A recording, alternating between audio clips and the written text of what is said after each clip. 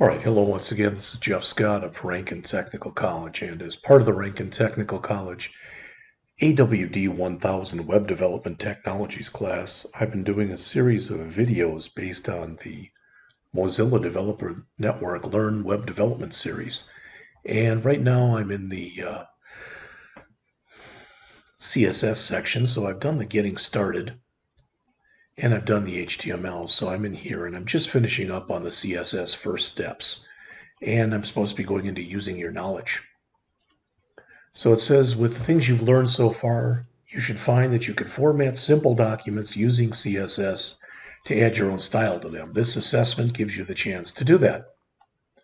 So we are supposed to download this starting file to work on in our editor. Looks like this is download.html here.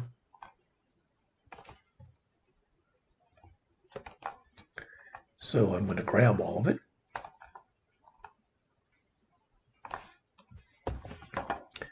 And I'm going to add it right here. Let's see. Close that and that. Let's put it in here and we'll just call it what it was, which was download.html.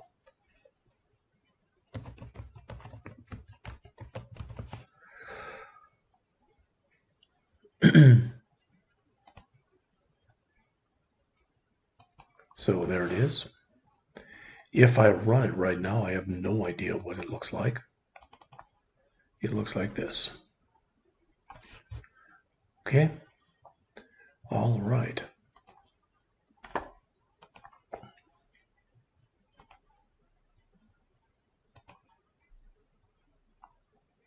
So you can work in the live editor below, or you can download the starting file, which is what I did, to work on it with your own editor. This is a single page containing both the HTML and the starting CSS.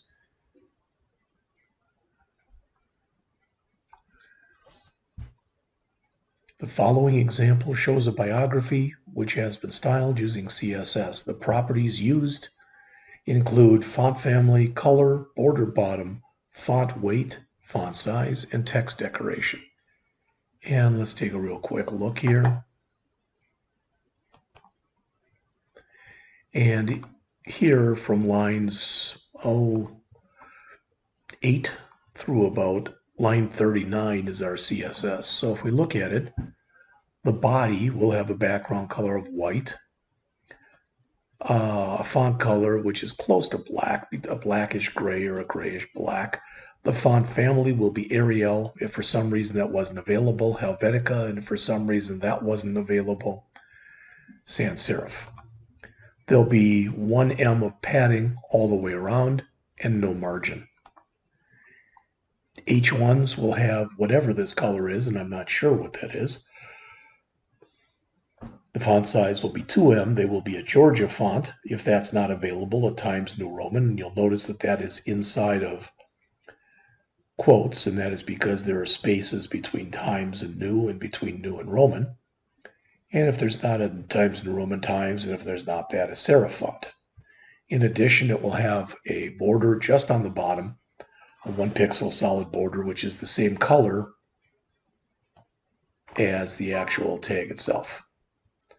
All right, H2s will be 1.5 em. A class of job title will have a color that is almost white. It'll be bold. And links, whether they are not visited or visited, will have this color. And hover will remove the underline from there. So that's what's in there so far. Okay.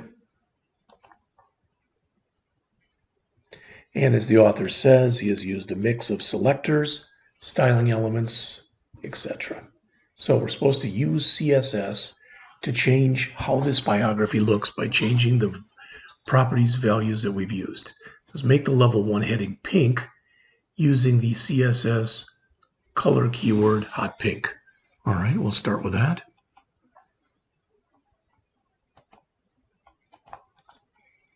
That is the H1.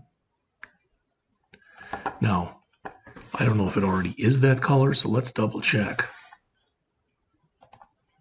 It's this color right now. So they want us to change that. So we are supposed to change this to hot pink, which probably means we should be changing this as well. So let's double check that. Okay, so we've now got a hot pink in there. Give the heading a 10 pixel dotted border bottom using the CSS color word purple. Okay. So we want here a border bottom. All right. And we want it to be 10 pixels with purple.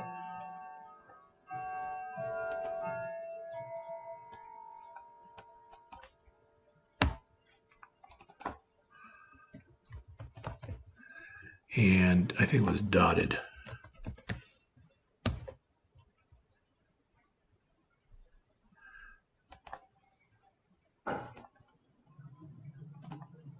Okay.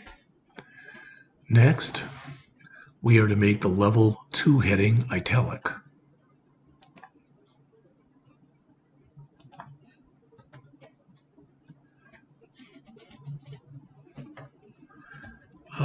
What is it? Is that under font style, I believe?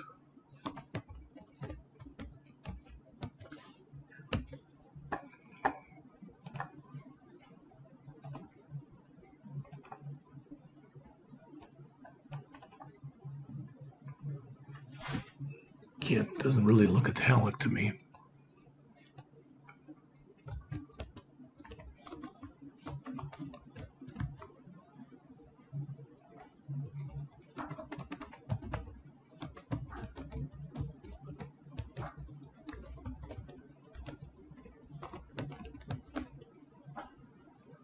How to create bold and italic headings. Well, that would be it.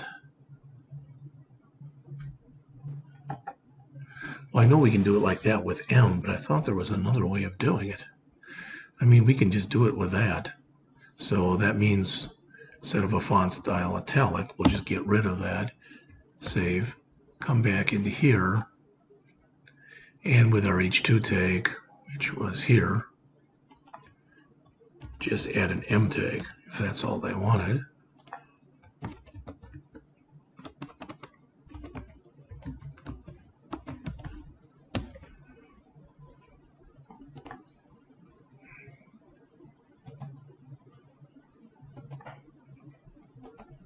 Still doesn't look to me like it's italicized.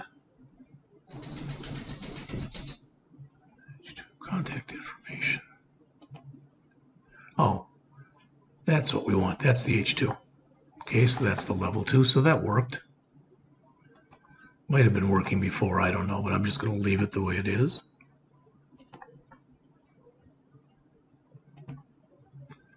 Give your unordered list used for the contact details a background color of this.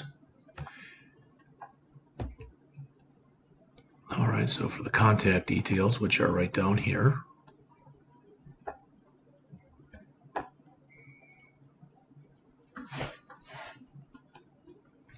so that would be this UL, and that's the only one that's in there.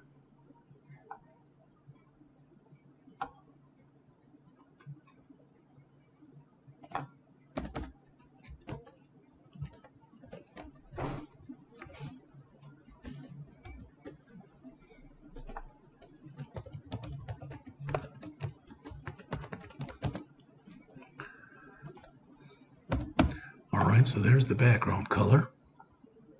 That should be this. And a 5-pixel solid purple border. Use some padding to push the content away from the border. Okay.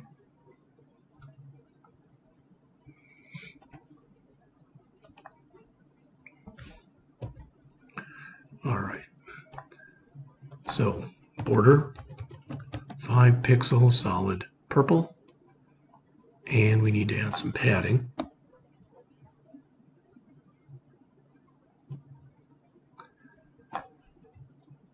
Let's put 1M. I don't know what that'll look like, but we'll do that.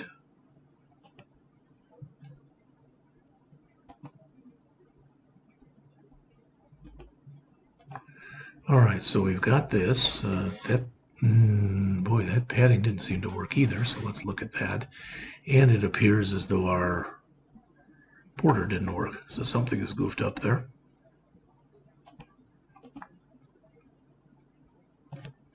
That would probably help.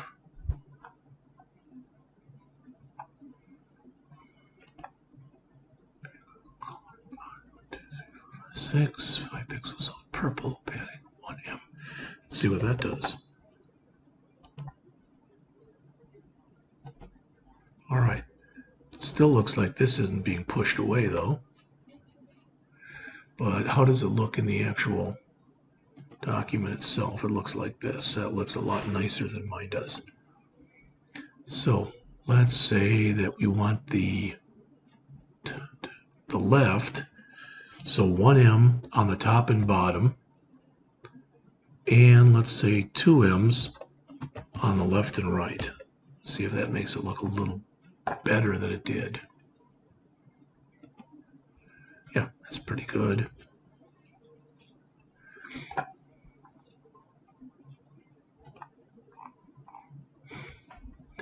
Make the links green on hover.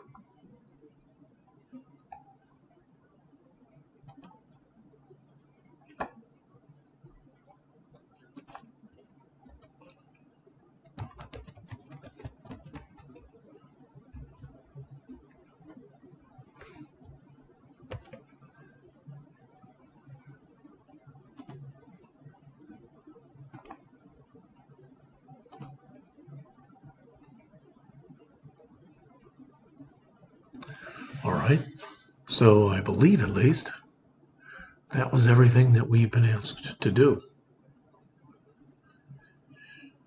Afterwards, try looking up some properties not mentioned. Well, you can do that if you want to. Remember, there is no wrong answer here. At this stage, you can afford to have a bit of fun. So this is what they came up with. So let's kind of go side by side if we can and take a look at what I did and what they did.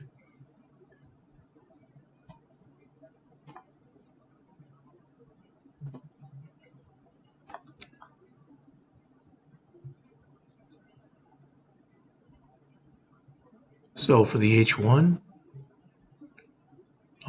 I can think this is the before picture. So there really isn't much to show you in here. All right.